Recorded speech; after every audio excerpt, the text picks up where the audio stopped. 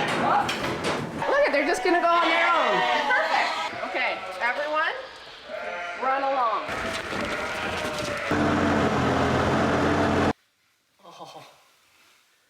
Oh, someone's jealous.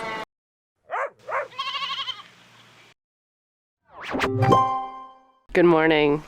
Today's the big day. Today is weaning day, and this is our winter lambing group. So most of them started lambing end of November, so around maybe the 21st, 22nd. And today is February 3rd. So majority of this group is a good 10-ish weeks old. But in this group, we waited for the second sort of flush that came out about 17 to 21 days later. So those ones will just be at that nice 8-ish weeks old. And that's kind of how we wean our lambs. They get a good chunk of time with mom. They get lots of her good yummy milk and lots of creep. And that cost me a lot of money. So today is the day that they get weaned. We've planned for this for the last 2 weeks or so. I hear lots of commotion in there. So Chris is already here and probably trying to start tearing stuff down. So we're gonna help her. We're gonna get these lambs loaded and then we'll chat, because winter lambing has its own unique set of, maybe not issues, but things that you need to prepare for.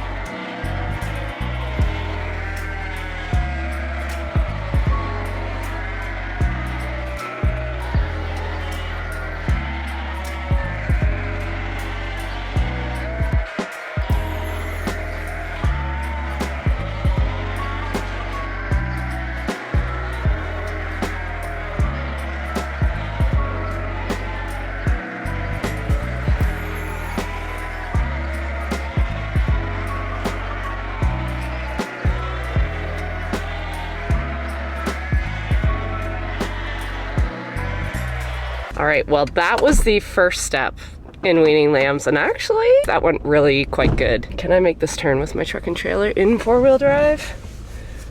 Let's see. I don't believe I can. I find with weaning lambs, it's a bit of a numbers game as to how many you can move up at once. And if you can get them going really, really well, then yeah, the day goes better. And honestly, Piper, for being the menace that she is, Kinsey kind of leaves the lambs alone for the most part, but she actually goes after the ewes, which works good. And then Piper sort of gets the lambs going. She kind of barks in their face, and I kind of appreciate that just to get them going. She's not trained. None of them are trained, unfortunately, as you are well aware, but they seem to sort of know their role, which is weird. Anyway, I do believe dogs sort of train dogs. So yeah, I guess with this video, my last video, I kind of went back into time a little bit and talked about the barn setup and you know, why we went with that barn and would I go with that barn again. You guys responded really well to that, and I think it's high time I just really start reviewing some of the sheep stuff, because I'm just always under the impression sheep farmers don't really watch my channel, because I'm not really how-to channel at all. But there are people that have messaged me asking specific questions, and I'm like, oh, I better update the channel. So I think for the next few weeks for sure, I'm gonna just try to attack off lists of like the most frequently sort of approached questions, asked questions to me. And because we're weaning winter lambs, I thought I'd create a little bit of a list of, you know, my top 10 tips and tricks, I guess, or things that I've learned over the last 13-ish years in sheep farming as to winter lambing. We always have a winter lambing group. It just works in our schedules. But winter is the most challenging time to lamb. So I thought it was definitely worth its own sort of video going over some of these things and things that I've battled with for sure in the past and still do. Our barn is definitely not fit for winter, so I think I can speak to a lot of challenges and just ways that we've tried to alleviate or avoid or just do the best we can given the winter. So yeah, we're gonna load up these lambs, bring them over to the barn, and then we'll have a little chat. Now you guys stay in your pen. You don't get to go back on the trailer. No.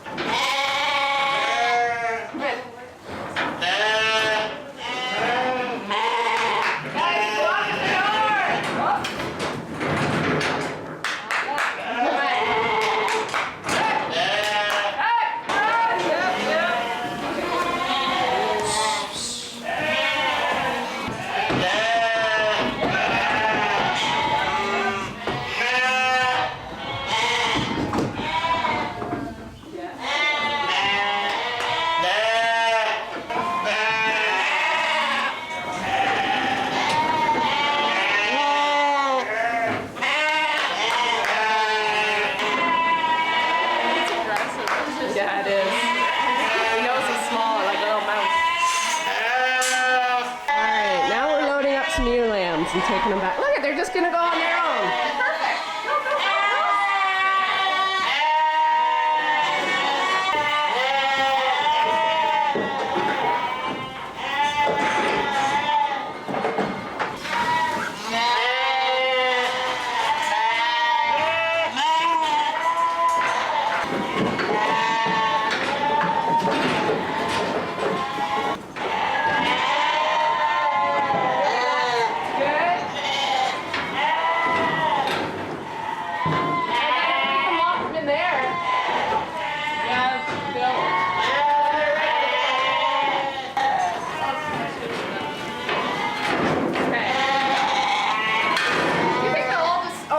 In the way. Perfect.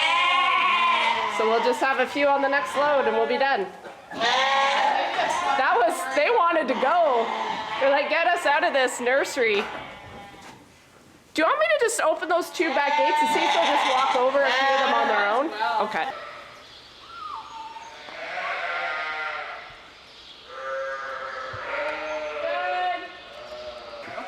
Everyone, run along. Go. Get.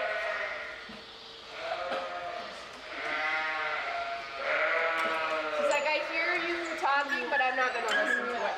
She was literally Lucy. She'll just jump right in here, probably. Yeah, probably. Come on, you're going.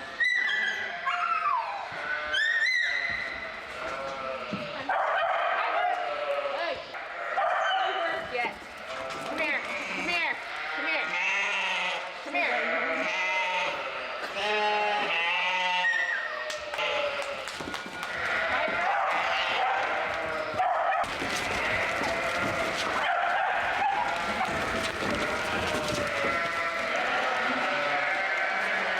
are not a help. They are a hindrance. Oh my god, they don't stop. That went really, really well. While we were at it, we have ewe lambs over there that it just has not been the right weather, and we haven't had room over here because of the lambs and the ewes to move them over. So we were like, we have the trailer, we have the barn set up, let's move them over. While we were sort of back and forth from the barn, I opened up the end of that market lamb barn, like 2 pens, and we have a little crossover at the back, and I just left it open and let them sort of divide themselves. So it ended up being pretty good. The barn is sort of 50-50 now. They will have weaning weights here probably Thursday, Friday, or early next week. I like to wait till the stress of the whole move is over and that they're quieter. It's really hard to concentrate and do jobs when these animals are this loud.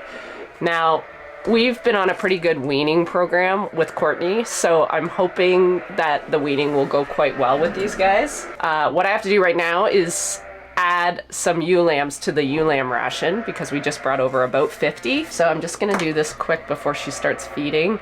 It is already 20 after 11. We've been at this since about 7:30 this morning, so about a 4-hour job, but we're getting better at it, I would say, as we keep doing this job.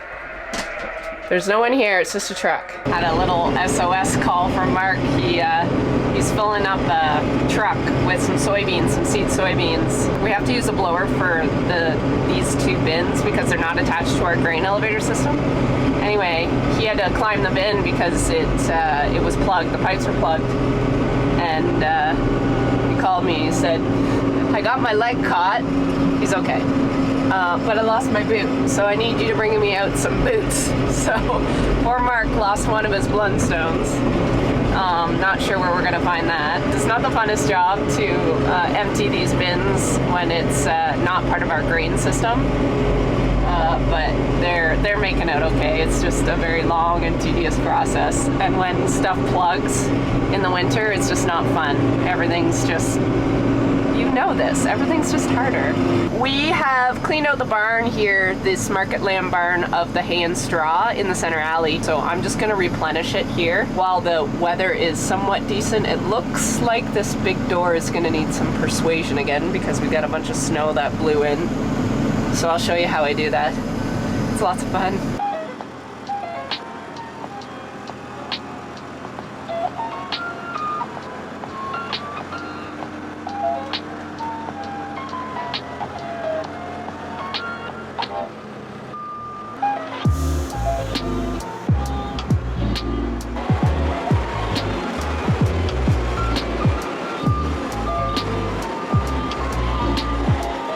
Work smarter, not harder.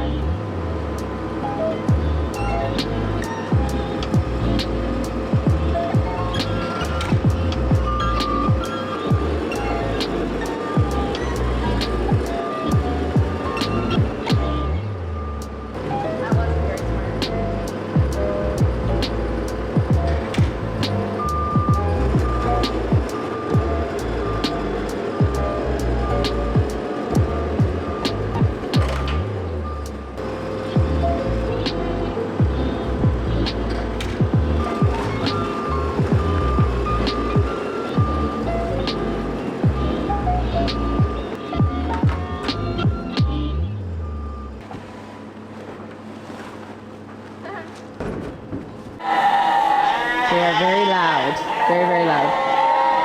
There's quite a few laying down. Probably the bottle babies. Hello.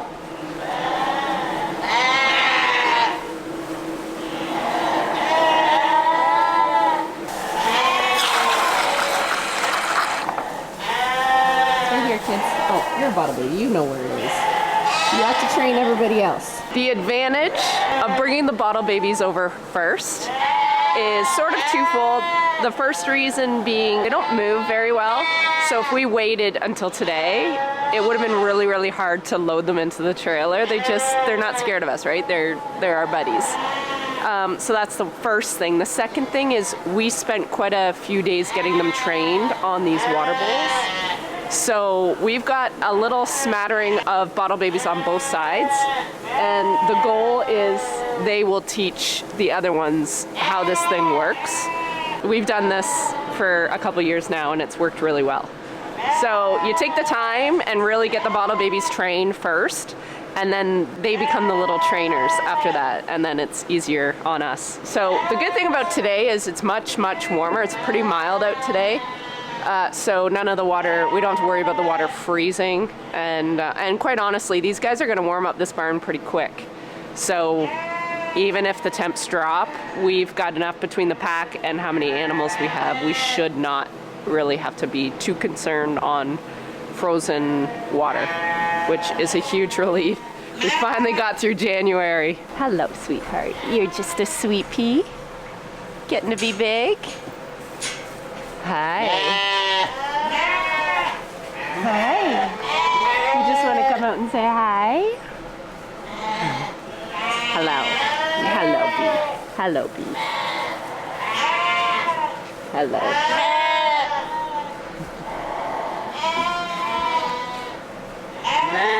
Are you gonna be my best friend? Are you gonna be my best friend? Are ya? You're such a puddin'. You're such a puddin'. Yes, you are. Hi, Ruthie. How are you? Oh, are you knocking her away? You don't want her over here? Oh, someone's jealous. Are you jealous? Don't be jealous. I love you both. I love you both. Yes, I do. Hi.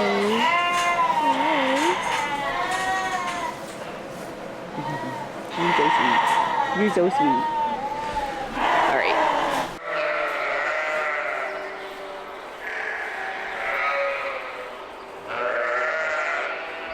Okay, the ladies are very loud, so I'm trying to figure out where to be. Okay, we're gonna stay in here. So back in the day, we used to do a lot of lambing in the coldest part of winter. So we're very aware of the challenges that winter brings to lambing, especially here in Canada. That is why I have a barn. I know a lot of people don't like the fact that my sheep are in a barn, but just with our system, it works very well. Especially in the winter, especially when we have all this snow. It's a lot nicer to have this part not being the stressful part of sheep management. So I just quickly wrote down 10 sort of tips I would sort of warn / advise my past self if I was getting into sheep farming now, if I wanted to lamb in the winter. The number one piece of advice I would give my past self is to never forget the importance of quality and quantity of colostrum into those lambs, and it has to get into them in the first 4 hours of life. Embarrassingly, it took me far too long to really see it, and it took getting quite a bit of joint ill even after we dip navels and stuff. Like we were doing all the right practices, and I was like, I'm still getting this. What is going on? And it was a discussion with my vet, just kind of reminding me of the importance. And I said, yeah, we're doing colostrum. Like we feed every lamb when they're born. He goes, do you though? And I'm like, well, if they're born in the middle of the night, they usually won't take a bottle because they've been on mom already. He goes, okay. And then he goes, and are you sure her colostrum is great? It's good quality. I said, well. So since talking with him, what I do now is I have a refractometer. A lovely woman, Lori, gave me this because she was doing a colostrum study. I forgot I had it for the longest time, but I use this now, and it is a handy dandy little unit, and you just squirt a couple little drops of mom's milk here, and then you just fold it, and then it's kind of like a little microscope, and you just look here, and it's got like a gauge of, I don't know if we can see the little numbers in there. I don't know if you can see or not. I think it's a Brix meter. You want 22 or above for sheep. This has come in really handy, and when I use it is A, when I have time, but B, if the colostrum, if her first drips look a little watery and white, that's when I'll use this just as a sort of an insurance policy as to what that colostrum is. And most of the time, it definitely correlates with not great quality. So in that case, I use colostrum. I use powdered colostrum, and I use the Grow Bear. It actually doesn't come in these anymore. It comes in little resealable bags, but I use these containers. It's just easier to scoop out of.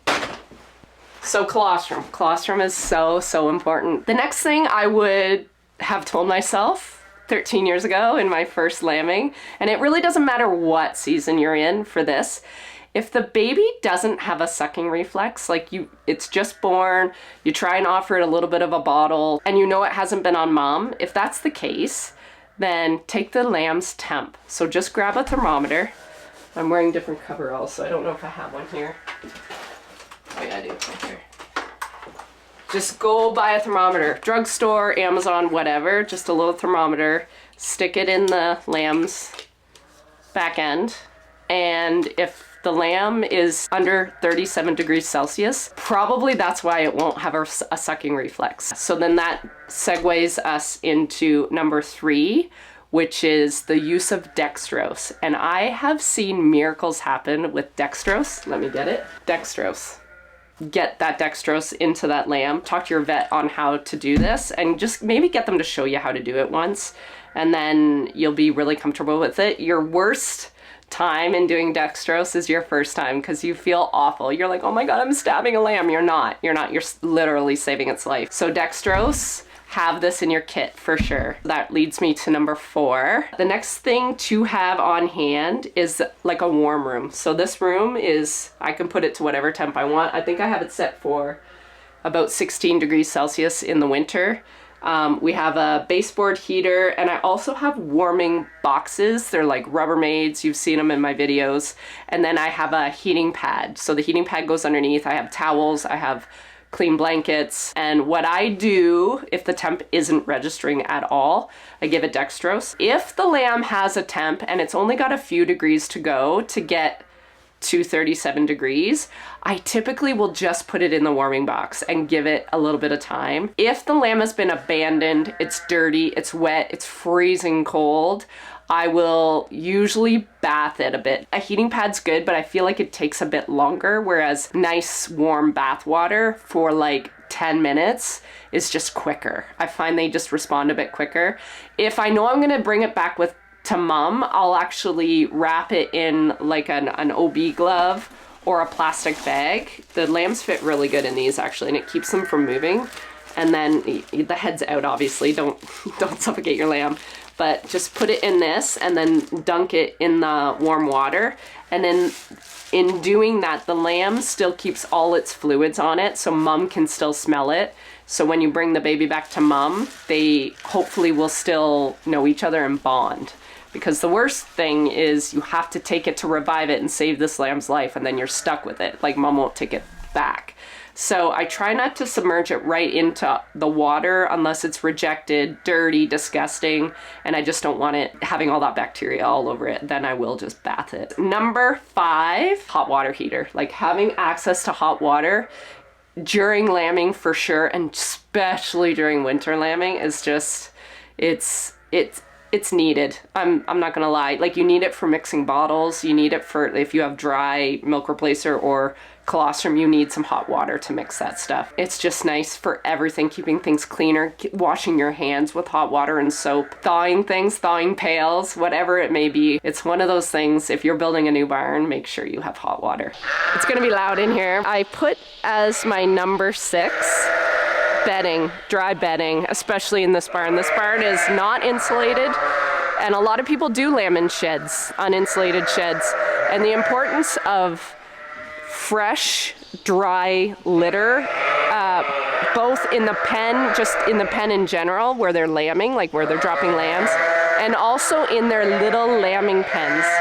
So these little panels here, these blue panels that I use, I make little lambing pens. You've seen it. I would say that is part of the number 6, is having lambing pens and having a lot of bedding available to you. We go through a lot of it in the winter for sure, just making sure there's no moisture touching those animals. We can't do much in this area, but we can definitely control what's underneath them. So yeah, definitely bedding. These lambing pens are just so unbelievably handy. The other thing we do, which we will be doing, and you guys that have been following me know that we do this about 8 weeks before the moms start lambing, and that's shearing them. I like to shear them before every lambing, so not just winter, but I will say there's a little bit of an advantage of shearing in the winter, and I know it seems counterproductive because it's cold. You're like, oh my God, you're taking off their winter coat. Number one, it grows back really fast, so that's really not an issue. What tends to happen if you leave the mom fully fleeced, there's a couple things. When they're in the little lambing pens or even in the wide open, the babies will get cold in the middle of the night and they'll snuggle up to mom, and if she's fully fleeced, she'll stretch or turn or move over. And quite often that's when you'll see a lamb get squished because they don't feel the baby because they've got like a lot of wool underneath them. Accidents still happen. There's still babies that get laid on, but I would say that is one thing we can do to control that a little bit. And the other reason we shear before they lamb, especially in the winter, is so that baby finds the udder. We want that baby to get up, find the udder, and not a bunch of wool, little nuggets hanging out everywhere, especially maybe dirty wool. We want that baby to have a clean, easy access to that udder and to get up and get drinking right away. Hello. I have written down on number 8 is to schedule your lambing the best you can to avoid that deep, deep cold of the winter. And I mean, that's not always possible, right? We really can't predict 5 months ahead of lambing when the cold days of winter are going to be. I have sort of migrated my lambing into that late November, early December to sort of miss January and February, where historically it's been the worst for temps. Does the work end when lambing's done in terms of cold weather? No, but at least once those babies are past that like critical first 24 to 48 hours, they're fine in the cold. They've got wool and they're happy and they eat lots out of mom and they get on the creep right away. So the cold isn't necessarily a bad thing. It's only bad when they're wet and newborn and they're vulnerable. That's the only time the cold is really an issue. Number 9, I have to keep observing your lambs.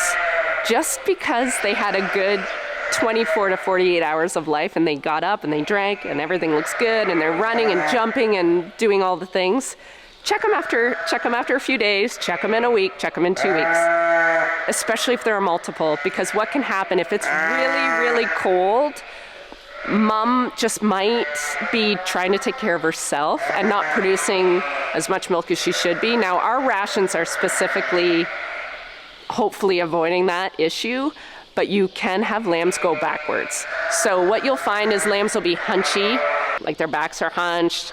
They get a little hollowed out in the middle, like they get kind of gaunty looking. Grab that lamb, offer it a bottle. Hope to God it will take a bottle if it's thirsty enough. Quite often, if it's never had a bottle, it probably won't take one, and that's really sad. So never quit observing the lambs, even if you think they're off to the races. Just keep paying attention for those first few weeks of life. All right, that brings us to number 10. And I'm sure I've missed some very important ones, but I have here is to sort of prep your barn. If you know freezing is an issue, do your best to prep it before lambing becomes so unbelievably busy and crazy that it's one more job you don't have time for. So in our case, it's water lines. The nanny is our one big stressor when it comes to freezing cold weather. So we use heat tape on the hose, so the water supply to the nanny. We use heat tape and insulation piping. And then the only things that freeze after that are our actual milk lines and nipples that are accessible to the lambs. They don't take long to thaw. I think start to finish, it might take me 5 to 10 minutes to do it. But all that means is you have to be here to do it. You can't let them go too long without milk or they gorge. So yeah, it's one of those things you have to come to the barn before you go to bed at night, and you have to be out here early in the morning if you know it's going to be really, really cold. So yeah, those are my top 10 lambing in the winter tips. Any newborn animal is very, very vulnerable in the winter when they're first born. So you just have to make sure you do everything in your power and knowledge to make sure they're off to the races. But man, that colostrum, get that colostrum into it. Let nature do the heavy lifting for you. If they've got a good full belly of colostrum, good colostrum, it does 90% of the work, honestly. I hope that helps everybody that is lambing this time of year. I wish you luck. I don't think we're done with winter yet. I think my snow's gone down a little bit on that wall. Good luck. Keep the faith. Stay warm, dress warm. I never even talked about like my survival in the winter. I would say find your favorite movable, layerable winter clothing. Yeah, just stay warm.